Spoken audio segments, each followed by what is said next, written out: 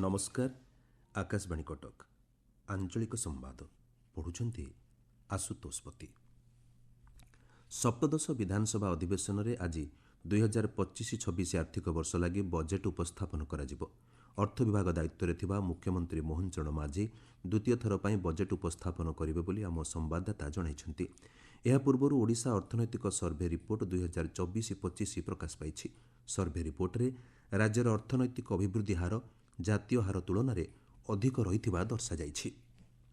पुरी जिला सत्यवादीर अस्मिता और गौरव को आधार कर अंचल आवश्यक भित्तिभूमि और मौलिक सुविधा सुजोगर विकास कराजिबो बोली मुख्यमंत्री मोहन चरण माझी कहिसेंती।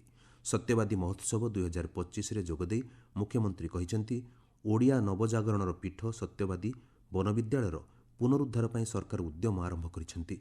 विद्यालयर ऐतिह्य और परंपरा संपर्क में वर्तमानर पीढ़ी को अवगत कराइबा पई बकुल बनरे यार मौलिक ढांचा अनुरूप शिक्षा परिवेश विकसित कराजिबो। एहाकु ऐतिह्य पर्यटन क्षेत्र में परिणत कराजिबो बोली मुख्यमंत्री कहिसेंती। भुवनेश्वर विजु पट्टनायक पड़ियारे आयोजित मत्स्य प्राणी समावेश ओडिशा 2025 उद्यापित होईछि। उद्यापनी दिवस में जोगदे राज्यपाल हरिबाबू कंभमपट्टी कहिसेंती राज्य में विस्तीर्ण उपकूल और आभ्यंतरीण जल उत्स रही। मत्स्य और प्राणी संपद विकास क्षेत्र में देशर एक अग्रणी राज्य भाव ओडिशा नेतृत्व नेबार संभावना और सुजोग रही। कार्यक्रम में विभागीय मंत्री गोकुलानंद मल्लिक चाषी मानक सह सीधासलख विभिन्न समस्या एवं समाधान विषय आलोचना करथिले।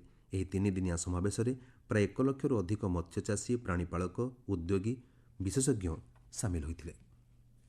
सप्तदश विधानसभार तृतीय अधिवेशन चली मुख्यमंत्री जन अभियोग शुणाणी आज एवं 24 तारिख दिन बंद रहिबो। भुवनेश्वर यूनिट 5 स्थित मुख्यमंत्री अभियोग प्रकोष्ठ में जन अभियोग शुणाणी बंद रहिबो बोली साधारण प्रशासन और साधारण अभियोग विभाग पक्षरु विज्ञप्ति रे कहा जायछि। परवर्ती अभियोग शुणाणी तारीख गणमाध्यम जरिया सूचाई दियाजिबो।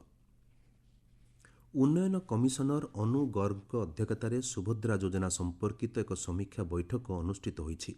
भुवनेश्वर लोकसेवा भवन में आयोजित बैठक में श्रीमती गर्ग समस्त जिले में सुभद्रा योजनार क्षेत्रीय तदंत प्रक्रिया को आसंता 23 तारिख पर्यंत त्वरान्वित कर शेष करने को निर्देश देइछंती। योजना रे हिताधिकारी ई-केवाईसी प्रक्रिया शेष करने एवं डीबीटी पई सचेतन करने को श्रीमती गर्ग विभागीय अधिकारी मानकु परामर्श देइछंती। राज्य सरकार आसंता मार्च 8 तारिख अंतर्जातीय महिला दिवस अवसर में सुभद्रा योजनार द्वितीय किस्ती प्रदान करिवे।